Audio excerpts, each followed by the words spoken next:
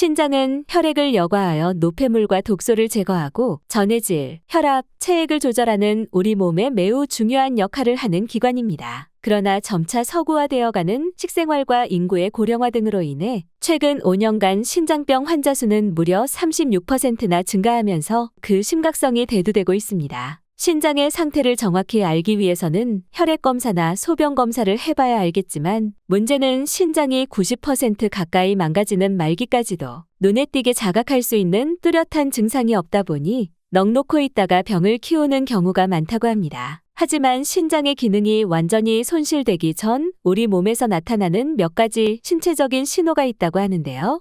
신장병은 치료 시기를 놓치면 평생 그 병의 굴레에서 고통당하면서 살 수밖에 없기 때문에 오늘 알려드리는 신호들이 내 몸에서 나타나고 있다면 당장 전문의에게 정확한 검진을 받아보는 것이 좋겠습니다. 첫 번째 신호는 만성피로입니다. 신장의 기능이 떨어져 제 역할을 하지 못하면 혈액에 노폐물이 쌓이면서 수분과 전해질 농도가 균형을 잃어 피로를 느끼고 몸이 전반적으로 약해지게 되는데 잠을 충분히 자고 휴식을 취했음에도 피로가 풀리지 않는다면 신장에 문제가 있을 수 있습니다. 두 번째는 부종입니다. 부종은 신장병의 명확한 신호 중 하나로 특히 발다리가 자주 붓는다거나 아침에는 눈 언저리가 많이 붓고 안색이 창백하다면 신장에 문제가 있을 수 있습니다. 이는 체액 내 전해질의 불균형을 일으켜 부종으로 이어지기도 하며 혈관 내 압력이 증가하면서 체액이 쌓여 부종이 나타나는 경우도 있습니다. 세 번째는 소변 변화입니다. 신장의 기능이 떨어지게 되면 다음과 같은 소변 변화가 발생합니다. 소변이 흐릿하고 농도가 짙습니다. 소변에 피가 섞여 붉은색이나 갈색을 띱니다. 소변에 거품이 많이 생깁니다. 소변의 색깔이 노란색 외에 다른 색을 띱니다. 소변의 냄새가 강하거나 악취가 납니다. 소변의 양이 적거나 많아집니다. 소변을 자주 보거나 보기 어렵거나 지연됩니다. 이와 같은 소변 변화들이 나타난다면 정확한 검진을 받아보는 것이 좋습니다. 네 번째는 입냄새입니다. 입에서 재래식 화장실에서 날 듯한 암모니아 냄새 또는 생선 냄새 같은 비린내가 나는 증상을 요독성 구내 악취라고 하는데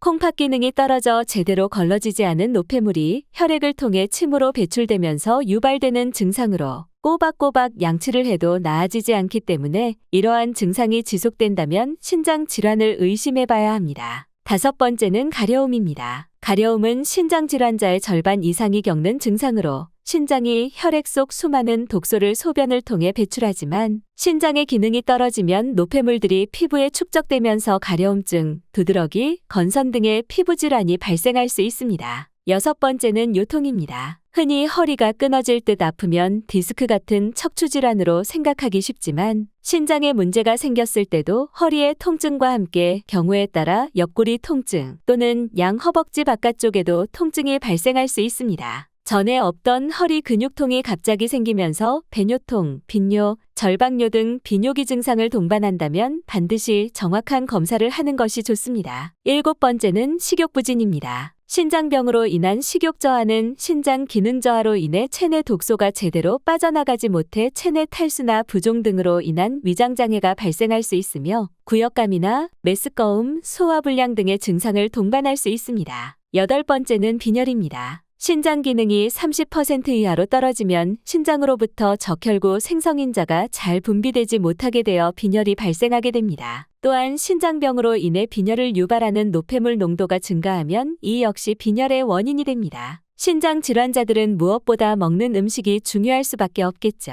미국 존스 홉킨스 블룸버그 공중보건대학 연구팀은 무려 24년간 중년층 14,686명을 대상으로 식습관과 신장 기능에 대한 데이터를 분석했는데요. 연구 결과에 따르면 건강한 식물성 식품 위주로 식사한 사람은 그렇지 않은 사람보다 신장질환 발병 위험이 14% 더 낮은 것으로 나타났는데 이 같은 결과는 채소나 과일 같은 건강한 식물성 식품이 신장의 독소 제거에 기여하기 때문인 것으로 나타났습니다. 그렇다면 신장 건강에 도움이 되는 음식들은 어떤 것이 있을까요? 첫 번째는 마늘입니다. 마늘의 핵심 성분인 알리신과 알리시스테인 같은 황화합물들은 항균, 항바이러스, 항산화작용뿐만 아니라 면역을 올려주고 혈소 파능집을 억제하여 신장질환의 주요 원인이 되는 당뇨나 고혈압과 같은 심혈관 질환의 위험을 낮추는 데 도움을 줍니다. 마늘을 드실 때 한 가지 팁을 드리자면 마늘은 생으로 먹을 경우 마늘의 핵심 성분이라 할 수 있는 알리신을 온전히 섭취할 수 있지만 이러한 알리신 성분의 효능을 극대화하기 위해선 그냥 통째로 먹는 것보다 다지거나 으깨서 먹을 때 가장 많이 섭취할 수 있다고 합니다. 미국 펜실베이니아 주립대학의 연구에 의하면 마늘을 요리하기 전에 미리 다지거나 으깨어 놓으면 마늘에 함유되어 있던 알리나제라는 효소와 알린이라는 성분이 생화학 반응을 일으켜 알리신 성분을 만들어내는데 시간은 약 10분 정도 두어야 효소가 작동할 시간을 얻게 되어 알리신을 최대한 섭취할 수 있게 된다고 합니다. 따라서 마늘의 유효 성분의 효과를 보기 위해선 요리를 하기 전에 미리 마늘을 다지거나 으깨어 놓은 뒤에 요리하는 것이 좋겠습니다. 두 번째 음식은 표고버섯입니다. 불로장생의 명약이라고도 불리는 표고버섯은 체내 백혈구를 활성화하고 면역을 상승시키는 데 도움을 주는 음식입니다. 표고버섯에는 철, 단백질, 칼슘, 비타민 등 다양한 영양소가 들어있으며 특히 풍부하게 함유된 아미노산의 일종인 에리타데닌이라는 성분이 혈중 콜레스테롤을 낮춰 혈액의 흐름을 원활하게 돕고 혈압을 안정적으로 조절해줍니다. 이러한 효능 덕분에 혈액 속에 쌓인 노폐물의 배출을 도와 신장의 부담을 덜어줄 뿐만 아니라 췌장의 인슐린 분비를 촉진해 혈당을 조절하고 장운동도 활발하게 만들어 체내 신진대사를 활발하게 만들어줍니다. 또한 많은 분들이 표고버섯 밑동은 그냥 버리는 경우가 많은데 버리지 않고 요리에 활용한다면 국물을 우릴 때도 좋은 식재료가 될 수 있는 데다 소고기처럼 쫄깃쫄깃한 식감을 느낄 수 있으며 특히 표고버섯에 에리타데닌 성분이 밑동에 많이 함유되어 있기 때문에 요리할 때 함께 드시는 것이 좋겠습니다. 세 번째는 베리류입니다. 블루베리나 아사이베리, 크랜베리, 딸기 같은 베리류에는 항산화와 항염을 좋게 만드는 파이토케미컬이라는 성분이 풍부해서 우리 체내 세포와 혈관을 보호해주는 역할을 합니다. 특히 베리류는 당, 나트륨,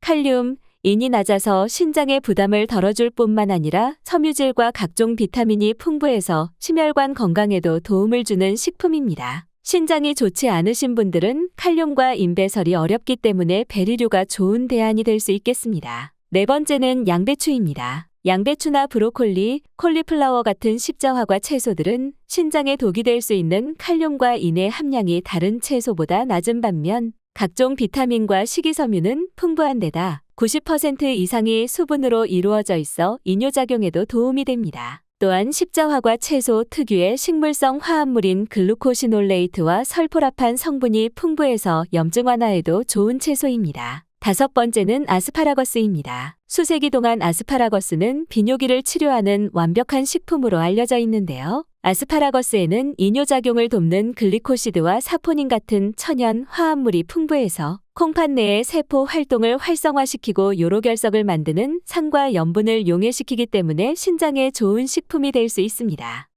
오늘은 여기까지입니다. 오늘 영상이 도움이 되셨다면 좋아요와 구독 눌러주시고 소중한 분께 이 영상을 공유해주세요. 저는 더욱 유익한 영상으로 다시 찾아뵙겠습니다. 오늘도 건강하세요.